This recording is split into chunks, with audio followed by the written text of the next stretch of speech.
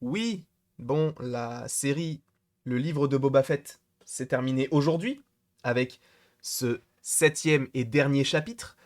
Qu'est-ce qu'on en a pensé? Qu'est-ce qu'on a pensé? Qu'est-ce qu'on a vécu? Cet épisode avait été en plus vendu par Temuera Morrison, donc l'acterprète, c'est un mélange d'acteur et interprète, mais l'interprète ou acteur, si tu préfères, de Boba Fett qui disait vous n'êtes pas prêt pour l'épisode 7, c'est vraiment génial. Et bah j'étais prêt en fait. J'étais totalement prêt parce qu'en fait cet épisode 7 il est bien. Il est bien, comme la série. Mais il est pas incroyable. Il est pas incroyable. Là où les gens se disaient oh il va y avoir Han Solo, il va y avoir Kira, parce que Kira, en soi ça pouvait être possible par rapport à la temporalité, par rapport au fait qu'en plus de ça, Emilia Clarke qui interprète donc le personnage de Kira dans le film Solo Star Wars Story, sachant qu'elle sort d'une, enfin en tout cas elle est en plein tournage de Secret Invasion, tu sens qu'elle est de plus en plus liée possiblement à tout ce qui est en lien avec Disney. Donc la voir ou la revoir en tout cas dans le personnage ou en tout cas dans le rôle, honnêtement, ce ne serait pas du tout illogique, mais on l'a pas vu. Han Solo, bah non. Chewie, bah non. Et honnêtement, est-ce que cet épisode vaut le coup? Totalement, parce que ça... Disons que c'est la finalité de deux épisodes précédents très bons et quatre un peu moyens. Et en soi, la c'est un peu triste à dire, mais c'est le parfait mélange entre les épisodes moyens et les épisodes très bons. Parce qu'on a du Mando, on a du Grogu, on a du Cad Bane, on a du Crimson, on a en fait tous les éléments qu'on a eu au fur et à mesure des épisodes dans cet épisode final, qui était plutôt bon, mais trop long pour ce que ça veut raconter. Il est très long, il dure 1 heure quand même. Bon, 1 heure avec le générique, mais il dure quand même 1 heure où t'as les 2 tiers où c'est la guerre, c'est intéressant, mais honnêtement, bah, en fait, le truc, c'est qu'on n'est pas inquiété parce que ils ne sont pas menaçants. Le seul qui est menaçant où tu pouvais te dire, ah, peut-être que c'était Cat Bane. Et là, les Pikes, je suis désolé, mais ils ne sont pas menaçants. Alors oui, ils sont en nombre, mais à aucun moment ils ne m'ont effrayé. Et je me demande vraiment comment Mando, qui affrontait bien pire, peut se dire, bon, là, on est dans la merde. This is the way, ok. C'est cool. Mais je trouve qu'il manque une grosse menace qui plane. Là, il y avait Cat Bane, ok, mais il travaillait donc pour les Pikes, enfin, c'était pas incroyable. Alors là, du coup, on va commencer avec les petites photos, puisqu'on commence l'épisode. En plus, je suis pile sur Boba Fett, ça représente parfaitement la série, malheureusement. Tu sais quoi, je vais peut-être même me décaler. Ah, je le respecte un petit peu quand même. Voilà, on se décale. Du coup, on a le petit Boba et on a Fennec et comment il s'appelle, Mando, qui donc sont en train de réfléchir à une offensive parce que ils savent que s'ils vont au sanctuaire, au temple donc de Boba Fett, ils vont se faire avoir. Donc c'est vrai que les petits bonhommes qui ont été un peu modifiés se disent les gars, vaut mieux rester ici. Donc là en fait c'est le restaurant qui a été détruit lors de l'épisode précédent.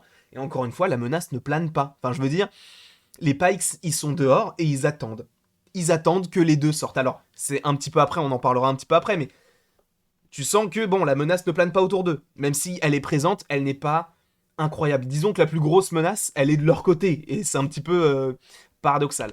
Mais on continue avec Cad Bane, donc où on comprend qu'il bosse pour les Pikes. Donc il a été payé pour faire tout ça, etc. Tu comprends que donc celui qui l'a payé, c'est lui qui a notamment envoyé des gens tuer les Tusken, donc le groupe qui a aidé Boba Fett à s'en sortir durant le passé, donc durant ses flashbacks. Alors là, c'était assez intéressant parce que du coup, ça mêlait les 4 premiers épisodes avec ce que l'on a eu donc dans les 5 et 6, avec notamment Cad Bane, mais plus pour le 6 pour Cad Bane. Donc c'était plutôt intéressant de ce point de vue-là. Après, on a découvert que Grogu avait, sans surprise, il est vrai, choisi le côté de Mando. Sachant que du coup, soit c'est un pilote automatique, soit c'est lui qui a piloté le truc parce qu'il était tout seul dans le vaisseau, dans le X-Wing. Mais ce qui est cool, c'est pourquoi est-ce qu'il l'a choisi. Il l'a choisi parce que, premièrement, il est vrai que vous m'aviez dit dans les commentaires que le personnage donc de... comment il s'appelle? De Crotte, de Luke Skywalker, en gros, avait comme premier élève Kylo Ren, premièrement. Donc ça ne pouvait pas être Grogu, sauf si ça crée une incohérence. Et encore, c'est Dave Filoni qui s'occupait de l'épisode précédent. Donc l'incohérence du côté de Dave Filoni, c'est pas son fort, dans le sens où il est trop fort, en fait, c'est meilleur. Et en plus de ça, ne l'oublions pas, c'est Grogu. Grogu, tu le vois là, peu importe dans quelle situation il est mignon. peu importe dans quel Funko Pop il est, quelle peluche il va se vendre. Enfin, c'est sûr et certain. Donc le merchandising est extrêmement important pour Disney. Donc le fait de faire une série Mandalorian, ou en tout cas une saison 3 sans Grogu, ça peut être compliqué. Là où, même si ça marcherait, parce qu'on connaît un petit peu le personnage maintenant du Mandalorian, donc ça pourrait fonctionner, parce qu'on l'attend, etc. Mais là, avec Grogu, t'es sûr que ça va marcher. Donc évidemment, quand The Mandalorian saison 2 reviendra, et ça reviendra supposément en plus, je crois, pour Noël 2022, si je ne dis pas de bêtises, mais en tout cas ça reviendra pour sûr, eh bien on le reverra, et ce n'est pas pour nous déplaire, parce que moi je l'adore Grogu, et en plus il a une... Enfin, ce qui est assez intéressant, c'est que son passage avec Luke Skywalker n'a pas été vain. Il a été très intelligent et très intéressant, et ça a aidé notamment à vaincre, entre guillemets, certaines choses. Là, donc, on a la mise en place des différents persos qui sont avec Boba, donc les Power Rangers, là. Je sais plus comment ils s'appellent, les modifiés, je crois qu'ils les appellent en français. En tout cas, en VOST, c'est comme ça que c'est écrit. Et on a évidemment Crimson Tin. Alors lui, je l'ai bien aimé, mais c'est vrai qu'il paraît un petit peu plus faible que ce qu'on aurait pu imaginer, parce qu'on le vendait comme un gladiateur, etc., qui ne s'arrêtait jamais d'affronter les persos et tout. Alors, il est vrai que lorsqu'il a été mis à mal, il y avait pas mal de personnages autour de lui pour le frapper, l'affaiblir, etc. Donc c'est un petit peu normal qu'il soit un petit peu acculé, mais je m'attendais peut-être à un Crimson Ten peut-être un petit peu plus fort, un petit peu plus rentre-dedans. Ça ne m'a pas dérangé outre mesure, mais j'aurais aimé en voir un petit peu plus concernant ce perso, mais je pense qu'on va le revoir, hein, si jamais il y a une saison 2 à The Book of Boba Fett, ou si jamais ils explorent peut-être son passé à lui, à voir encore une fois. On continue avec Boba qui s'en va négocier, ou en tout cas qui tombe sur Cad Bane, qui le retrouve en disant qu'ils se sont déjà vus, etc. Alors, pour le coup, je ne me souviens pas dans Clone Wars s'ils se sont déjà vus, mais a priori c'est pas impossible, mais je pense que c'est peut-être plus dans Star Wars Rebels, ou même peut-être dans les comics canon à l'univers, donc, ou plutôt aux films, aux séries de Star Wars. Mais en tout cas, on a Cad Bane qui est présent, et qui lui dit en gros je suis là pour négocier, etc. Si tu veux pas, en gros tu vas mourir. C'est un petit peu un duel de cow-boy. En plus t'as bien les mouvements de doigts, tu sais, à côté du flingue de Cad Bane, donc c'était plutôt intéressant de ce point de vue là. Moi je trouve que c'est très cool en fait d'avoir un personnage comme ça qui vient dans la série, sachant qu'il était de base en animation et aussi en comics possiblement. Je t'avoue que je ne les ai pas encore lus. On continue avec Frédéric et Jamel, donc c'est comme ça que je les ai appelés. Donc c'est ces deux petits cochons verts qui vont se faire tuer très très simplement. Donc t'as vraiment l'impression que ces mecs-là, ils servaient strictement à rien du tout. Ils n'ont même pas pris part au combat final. Donc c'est un petit peu dommage. En plus ils se font... Bon, après, encore une fois, ils sont en sous-nombre, donc c'est un petit peu compliqué pour eux de pouvoir exercer leur métier dans les meilleures conditions. Mais bon, ils perdent la vie. À bientôt Frédéric, à bientôt Jamel. Mais ensuite, donc, on a les échos de tout ce qu'il se passe. On voit que tout le monde est entouré, tout le monde est un petit peu mis à mal, hein, que ce soit les modifiés, que ce soit Crimson ou même Frédéric et Jamel. Et on voit que eux également, donc Mando et Boba, sont repliés et sont en train d'essayer de trouver un plan pour échapper aux Pikes. Encore une fois, je trouve que la menace est bien trop petite pour se mettre dans de telles situations. Ils étaient en surnombre, il est vrai, mais ils ont quand même des armures. Alors oui, je ne dis pas que même si t'as une armure, tu peux pas être blessé, mais quand même, c'est Mando, c'est Boba, et on voit en plus qu'ils ont été mis à mal plus d'une fois par rapport à l'accumulation des tirs. Après, moi, ce que j'ai bien aimé, c'est que là, t'as vraiment l'impression que c'est une relation de frère, alors de frère un peu éloigné, ou en tout cas de cousin germain, si tu préfères. Mais parce que il lui dit, tu sais, tu peux partir, et il lui dit, non, je ne partirai pas. C'est mon credo, this is the way. Et là, je me suis dit, le mec, il veut se racheter. En plus de ça, tu sais, au moment où il revoit Grogu, Grogu touche son casque, comme s'il voulait voir sa tête, et il ne le fait pas. Parce que peut-être qu'il veut se racheter de tout ce qu'il a pu faire, parce que justement, dans l'épisode 5 où on découvre Mando dans la série, tu sens que les Mandalorians ne le considèrent lui plus comme un Mandalorian, alors que lui a toujours vécu en tant que tel, donc il veut se racheter, ne plus forcément commettre les erreurs du passé, entre guillemets, hein, il veut plus aller à l'encontre du credo, et c'est assez cool, je trouve, c'est bien qu'il change un petit peu de ce point de vue-là. Alors après, est-ce que c'était vraiment Pedro Pascal dans l'armure? Je ne sais pas, mais en tout cas, Mando toujours aussi génial dans cette série. D'ailleurs, peut-être même un petit peu plus que Boba, qui passe un petit peu au travers, je trouve, dans le présent, même si dans le passé, c'était très intéressant. Là, on retrouve Crimson qui se fait attaquer. Là, justement, c'est là où il se fait un petit peu prendre, pas par surprise, mais en nombre en tout cas. Il essaye de rejoindre le groupe avec les modifiés et donc Boba et Mando. Il va réussir à être sauvé. Et je crois que j'ai mal fait mes petits trucs, mais là, bon, on voit Mando qui récupère Grogu. C'était pas du tout ça, je crois que je l'avais montré, mais c'est pas très grave. Si, c'est ça. 10A, c'était bien ça. Mais du coup, on voit donc Mando et Grogu qui se retrouvent parce que du coup, Grogu était allé voir, je ne sais plus comment elle s'appelle, mais c'était la ferrailleuse, donc celle qui fait les vaisseaux, etc. Donc ça, c'était une image assez touchante du perso. Et c'était énorme parce que en fait, il était dans son petit, enfin, il était assis et il a sauté sur lui. Et je trouvais que c'était juste trop mignon. C'était trop mignon. Après, bon, il y avait une petite incohérence. C'est le fait que, bon, le personnage, donc avec les petites bouclettes, donc la ferrailleuse, elle arrive comme ça, tranquille, sur une sorte de vélo électrique. Enfin, en tout cas, ferraillé. Et tranquille. Genre, ah bah non, il n'y a pas de conflit, il n'y a pas du tout d'explosion qui pète un peu partout. On arrive vers Mando et c'est comme ça. Bon, ça m'a pas dérangé encore une fois outre mesure parce que, bah, ce sont des facilités, mais qui me dérangent pas du tout parce que c'est nécessaire aussi à l'intrigue. Ensuite, on voit du coup Boba qui avait quitté en fait le petit groupe pour dire genre je vais appeler des renforts. Et les renforts, donc, c'était cette énorme bestiole qu'on avait découvert, je crois, dans l'épisode 4, si je ne dis pas de bêtises. Et il la chevauche et ils vont affronter donc ces gros robots qui sont protégés par une boule de protection, logiquement.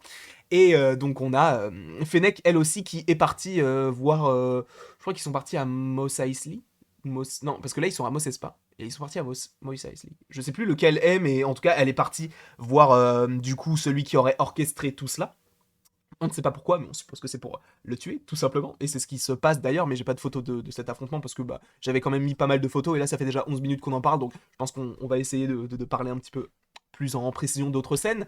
Mais donc on a la scène notamment avec Cad Bane et l'affrontement avec Boba. Et je t'avoue que, bon, on voit que Boba au début n'a pas le dessus, il se fait un petit peu martyriser et tout, mais bon, il y a toujours une petite chose, une petite poche secrète où il cache un petit truc. Et ce qui est cool, c'est qu'il a réussi à prendre le dessus et il finit donc par tuer Cad Bane.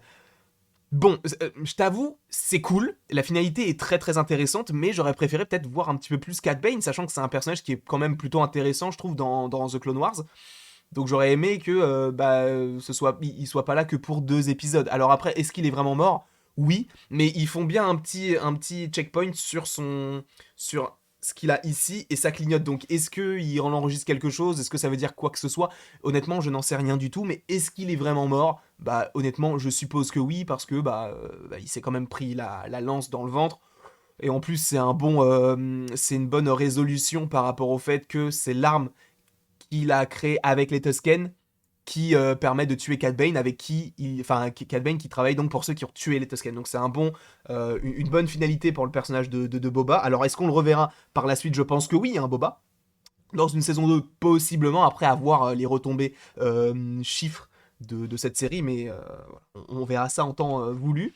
Donc là, on a aussi cette scène qui est assez forte, dans le sens où on a donc Grogu qui va se mettre en travers du chemin donc de cette bestiole qui veut attaquer Mando, et il va réussir à le calmer avec la force, et lui-même va vouloir dormir à côté parce qu'il sera épuisé. Et là, du coup, tu comprends encore une fois que son petit voyage avec Luke Skywalker n'a pas été vain, et il a appris quand même pas mal de choses. Alors à voir si il sera aussi efficace dans la série The Mandalorian, dans la saison 3 notamment. Ça pourrait être intéressant d'avoir un petit peu plus de choses concernant ce petit bonhomme, et notamment par rapport à son passé. Qui l'a sauvé? Est-ce que c'est le bibliothécaire ou la bibliothécaire? Est-ce que c'est un Jedi? Qui l'a sauvé donc de cet ordre 66? Alors à voir si c'est l'ordre 66 ou si c'est juste l'attaque des clones. Honnêtement, je ne m'en souviens plus. Mais en tout cas, Grogu a été sauvé, on ne sait pas par qui, et peut-être réponse dans la saison 3 de The Mandalorian, ou peut-être dans la saison 4, j'en sais rien du tout. On passe après au fait que tout le monde va très bien, hein. T'as Boba qui est dans son coin en disant les gars, écoutez, c'était sympa, hein, tout le monde rigole, on donne un melon à Colin Stanton. Pourquoi tu donnes un melon au Wookiee et pas à nous?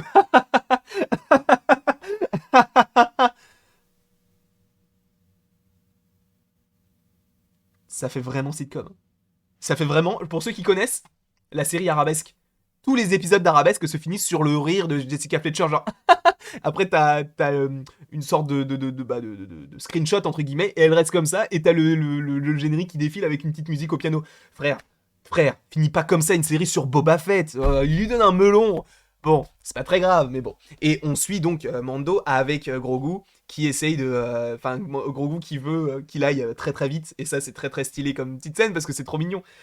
Je vois que je suis pas du tout objectif quand je parle de Grogu, mais c'est pas très grave. Et ensuite, on a une scène post-générique avec Cobb Vanth qui, au final, va être sauvé et va être dans la cuve à Bacta.